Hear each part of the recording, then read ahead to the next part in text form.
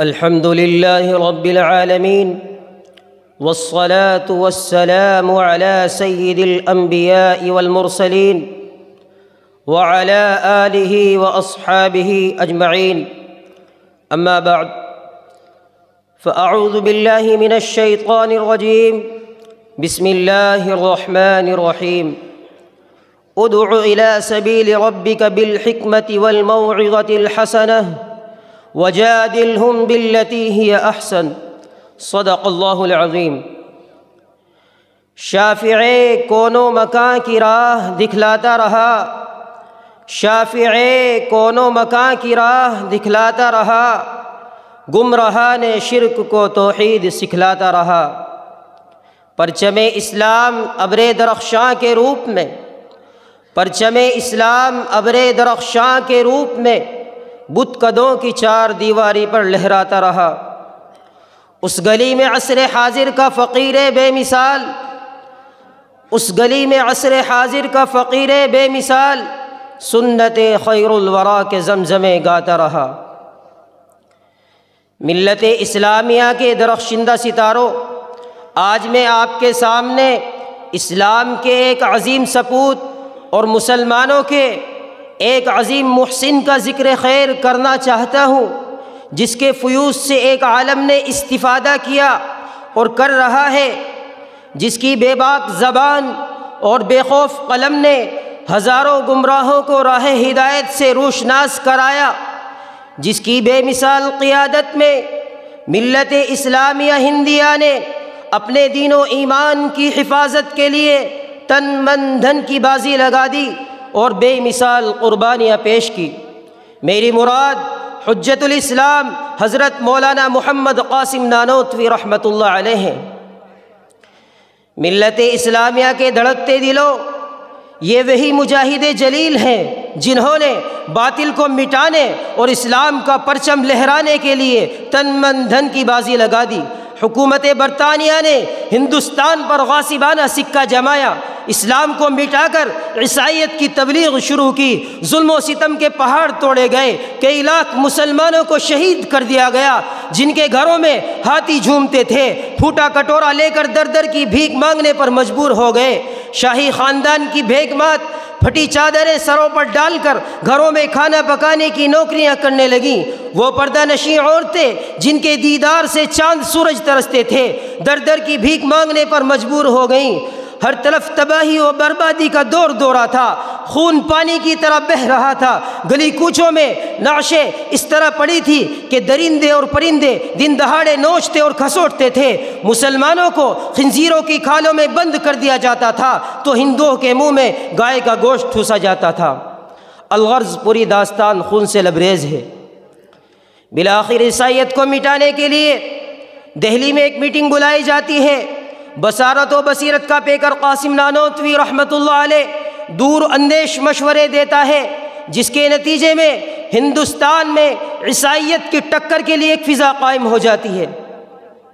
دوستو، اس عظیم ہستی نے عیسائیت کو مٹانے کے لیے کیا کچھ نہیں کیا. شاملی کا میدان ہے، حق و باطل کی جنگ جاری ہے. آپ میدان جنگ کے ایک کونے میں جا کر بیٹھ جاتے ہیں. حکومت برطانیہ کا ایک پٹھو موقع پا کر آپ کے پاس آتا ہے اور کہتا ہے، قاسم تم نے بہت سر ابھارا ہے، اب میری چمکتی ہوئی تلوار تمہاری خبر لے گی. بے ساختہ مرد مجاہد کی زبان سے الفاظ نکلتے ہیں کہ یار کیا بک رہا ہے، اپنے پیچھے کی تو خبر لے. عقل سے کورا انگریز جو ہی سر گھماتا ہے، قاسم نانوتوی کی تلوار بجلی کی طرح چمکتی ہے اور اس کو زمین پر تڑپا دیتی ہے. اسی جنگ میں موصوف کی کن پٹی پر گولی لگتی ہے، حالت دیگر گوں ہو جاتی ہے، کپڑے خون سے شرابور ہیں، مگر عزم و استقلال کا یہ پہاڑ اٹھتا ہے اور دیکھتا ہے کہیں گولی کا نشان نظر نہیں آتا.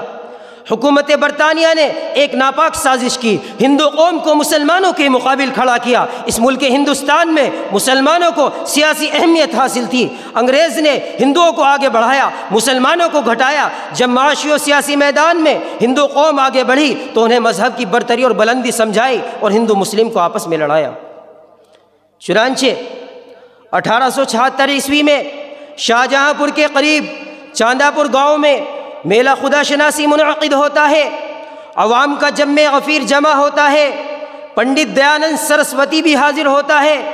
مناظر اسلام حضرت مولانا محمد قاسم نانوتوی رحمۃ اللہ علیہ کو حقانیت اسلام جتانے کا موقع ملتا ہے۔ عقل کا یہ پتلا اپنا موضوع سخن عیسائیت کو بناتا ہے اور میدان جیت لاتا ہے۔ 1877 عیسوی میں اسی جگہ دوبارہ میلہ خدا شناسی وجود میں آتا ہے، مگر فتح کا صحرا پھر اسی بحر العلوم کے سر بنتا ہے۔ دوستو، پنڈت دیانند نے اپنا مسکن رڑکی کو بناتے ہوئے اہل اسلام سے چھیڑ چھاڑ شروع کی، مختلف مقامات پر تقریروں کا سلسلہ شروع کر دیا، قرآن پاک اور ارکان اسلام پر طرح طرح کے حملے کیے گئے۔ پنڈت کو مناظرے کی دعوت دی گئی، بہت کوششیں کی گئیں کہ پنڈت جی علماء کے سامنے آ کر اپنا جوہر دکھلائیں، لیکن وہ تیار نہ ہو سکے، جس کا واحد سبب یہ تھا کہ پنڈت جی مولانا قاسم نانوتوی رحمۃ اللہ علیہ کی شاہجہاں پور کے میلے میں ان دھواں تقریروں کو بگوش خود سن چکے تھے، جنہوں نے عیسائیوں کو حواس باختہ کر دیا تھا۔ اس پر یہ خوف طاری تھا کہ اگر مناظرے کی نوبت آ گئی تو سارا راز فاش ہو جائے گا۔ بالآخر پنڈت مناظرے کے لیے تیار ہوتا ہے اور شرط لگاتا ہے کہ مناظرہ مولوی قاسم سے ہوگا۔ وہ جانتا تھا کہ موصوف بیمار ہیں، نہ وہ آئیں گے، نہ مناظرہ ہوگا، نہ ذلت کا سامنا ہوگا۔ موصوف کو جب اس کی اطلاع ملتی ہے تو کمزوری کے باوجود تیار ہو جاتے ہیں اور پیادہ پا رڑکی کو روانہ ہوتے ہیں۔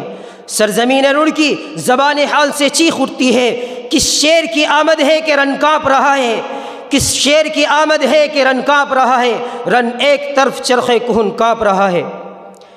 اسلامی فوج کا یہ سپاہی پنڈت جی کو مناظرے کا چیلنج کرتا ہے، لیکن وہ تیار نہیں ہوتا اور رڑکی سے فرار ہو کر میرٹھ پناہ لیتا ہے، مختلف تدبیروں سے لوگوں کو بہکاتا ہے۔ مسلمانان میرٹھ کے اصرار پر مولانا قاسم نانوتوی رحمۃ اللہ علیہ جب وہاں پہنچتے ہیں تو پنڈت جی کو فرشتے نظر آنے لگتے ہیں اور وہ مناظرے سے انکار کر دیتا ہے، مگر علم و عمل کے پیکر مولانا محمد قاسم نانوتوی رحمۃ اللہ علیہ نے اپنی مختلف تقریروں میں اس کے تمام اعتراضات کے جوابات تفصیل سے بیان کر کے عوام کے ایمان کو بچایا اور غیروں کو حقانیت اسلام کا قائل ہونے پر مجبور کیا۔